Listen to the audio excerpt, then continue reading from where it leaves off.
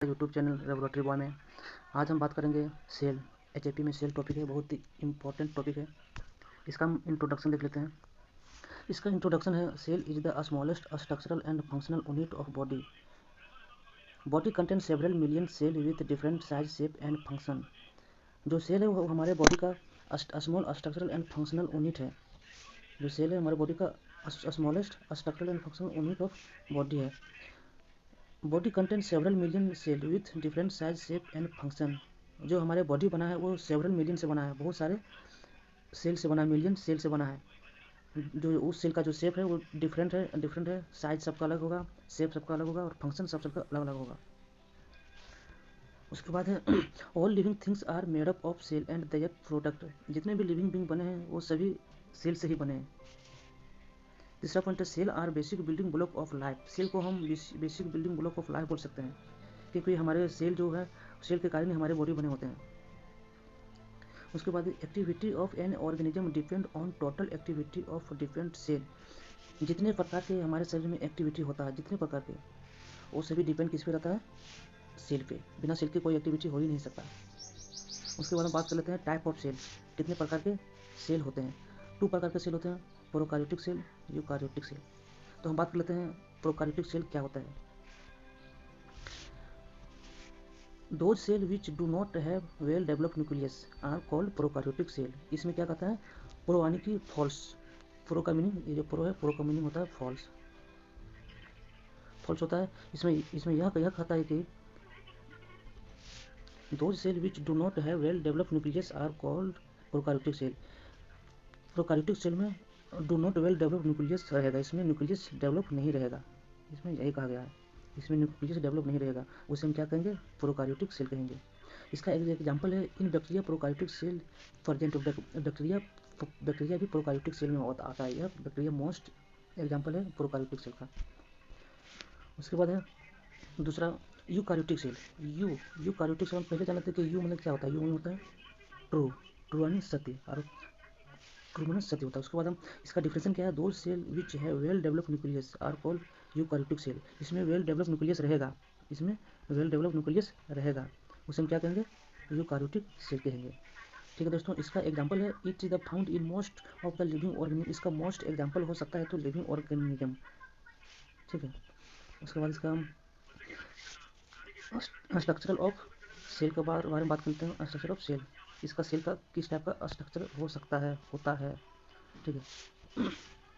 तो इसमें देख लीजिए ये सेल का स्ट्रक्चर है। ठीक है। इसमें लाइसोसोम यहाँ के है, माइटोकॉन्ड्रिया है, न्यूक्लियस है, रफ इंडोप्लाज्मिक रेटिकुलम है, स्मूथ इंडोप्लाज्मिक रेटिकुलम है। ये अलग अलग लोकेशन पर है, आपको देख लीजिए इस तरह का है। उसके बाद हम आगे बढ़ते हैं फंक्शन ऑफ सेल ऑर्गेनेल्स। इस फंक्शन ऑफ सेल ऑर्गेनेल्स हम यूज करेंगे जो हमारे सेल के साइटोप्लाज्म में प्रेजेंट रहेंगे जो भी चीज़। ठीक है, उसको हम क्या बोलेंगे? सेल ऑर्गेनेल्स, यानी कि सेल के अंदर साइटोप्लाज्म में जो भी प्रेजेंट रहेंगे उसको हम सेल ऑर्गेनेल्स कहते हैं। तो इसमें फंक्शन ऑफ सेल, सेल का क्या फंक्शन है, क्या कार्य है, सेल का क्या काम करती है सेल। तो पहला पॉइंट है cell makes all tissue organ system individual. Cell जो बहुत सारे सेल मिलकर हमारे टिश्यू का निर्माण करता है। बहुत सारे सेल मिलकर हमारे टिश्यू का निर्माण करती है, और बहुत सारे टिश्यू मिलकर हमारे ऑर्गन का निर्माण करती है, और बहुत सारे ऑर्गन मिलकर हमारे ऑर्गन सिस्टम का निर्माण करती है। और इस तरह से इंडिविजुअल ऑर्गन सिस्टम बन जाता है, जैसे कि रेस्पिरेटरी सिस्टम, उसके बाद इंडोक्राइन सिस्टम आ गया, डाइजेस्टिव सिस्टम हो गया। ये सब ऑर्गन सिस्टम का निर्माण करती है, और सब ऑर्गन, बहुत सारे ऑर्गन मिलकर, ग्रुप ऑफ ऑर्गन मिलकर हमारे ऑर्गन सिस्टम को बनाते हैं। ठीक है। उसके बाद इसमें दूसरा पॉइंट है cell helps in growth of repair and development. जो सेल है वो किसी भी चीज़, कट्टी फुट्टी चीज़ों को रिपेयर करने में, उसको ग्रोथ करने में सहायता करती है, डेवलपमेंट करने में सेल सहायता करती है। कोई भी चीज़ यदि हम कट जाते हैं, फूट जाते हैं, तो ये सेल है उसमें रिपेयर करने का काम करता है, ग्रोथ करने का काम करता है और डेवलपमेंट करने का काम करता है। उसके बाद तीसरा पॉइंट है cell helps in metabolism. Cell helps in metabolism में भी काम करता है। सेल हेल्प्स इन रिस्पायरेशन में भी काम करता है। रिस्पायरेशन में भी सेल का बहुत बड़ा रोल होता है।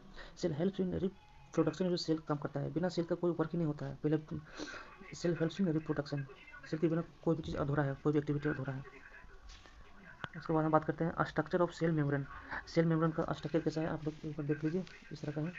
यहाँ ग्लाइकोलिपिड है, इस लोकेशन पर कार्बोहाइड्रेट है, ग्लाइकोप्रोटीन है, ग्लूकोप्रोटीन है, हाइड्रोफिलिक पोलर हिट्स है, फॉस्फोलिपिड बाइलेयर है। इस तरह का आप लोग देख लीजिएगा।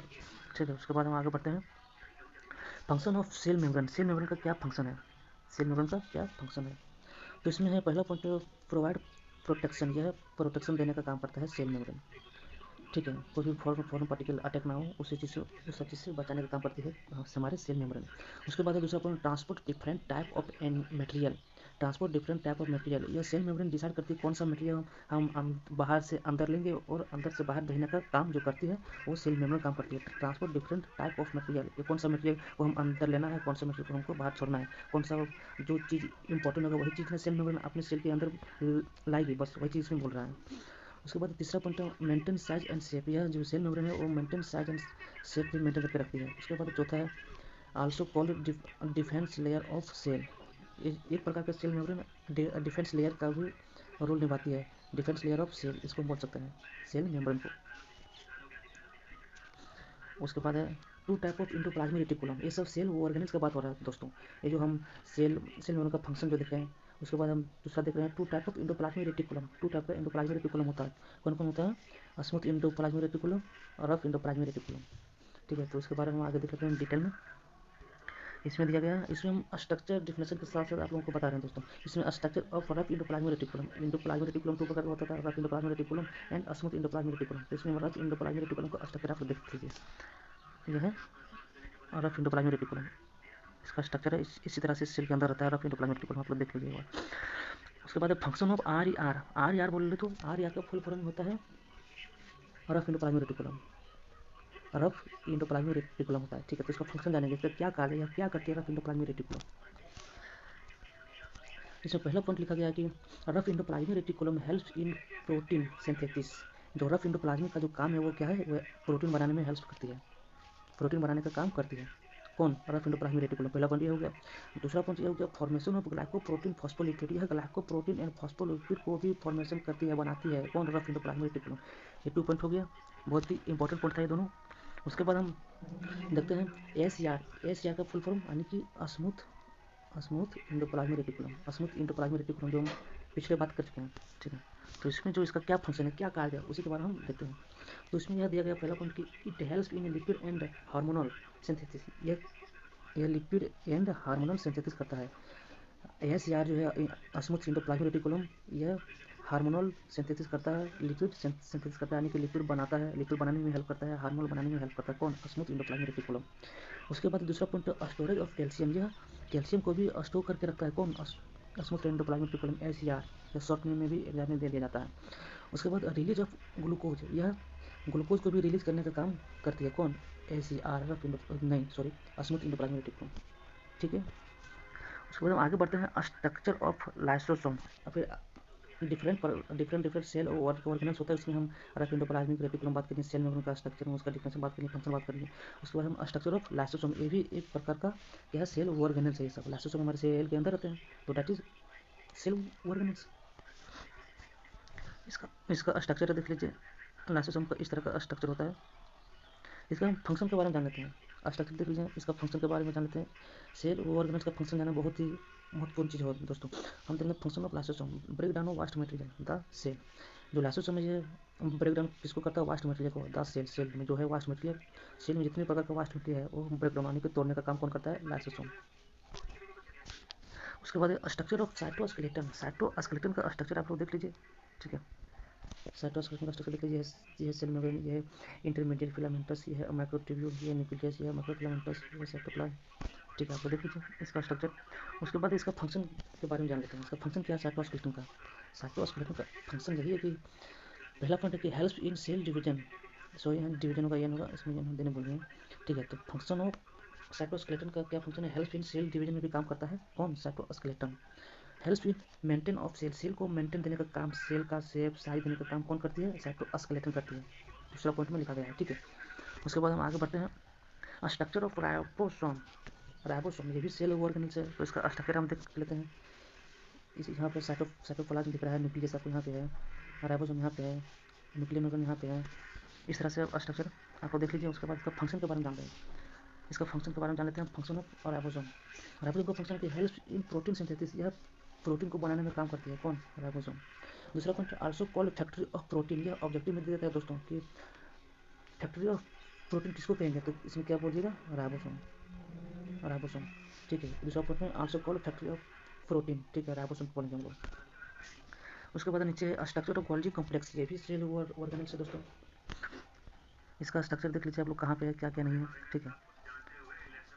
उसके बाद इसका फंक्शन के बारे में जान लेते हैं। Function of Golgi body, Golgi complex बोलिए या फिर गोल्जी बॉडी एक ही है, ठीक है। इसका फंक्शन जान लेते हैं। इट इज कपलक स्ट्रक्चर, यह कपलक स्ट्रक्चर है, कपलक स्ट्रक्चर है नहीं है जो कप जैसा दिख रहा है, ठीक, तो दैट इज कपलक स्ट्रक्चर, ठीक है।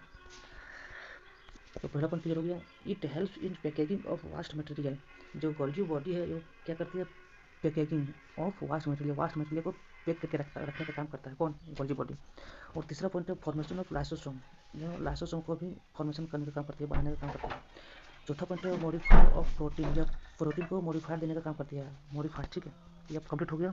उसके बाद हम नीचे आते हैं। Structure of mitochondria, structure of mitochondria के सेल ऑर्गेनेल से, ठीक है। तो इसका स्ट्रक्चर देख लीजिए, इस प्रकार का स्ट्रक्चर है। उसका हम फंक्शन के बारे में बात कर लेते हैं, इसका क्या फंक्शन है। इसका फंक्शन यही है कि mitochondria is power house of cell, बहुत ही इंपॉर्टेंट ये वाला पॉइंट है। Mitochondria is power house of cell, mitochondria को हम क्या बोलेंगे, पावर हाउस ऑफ सेल, ठीक है।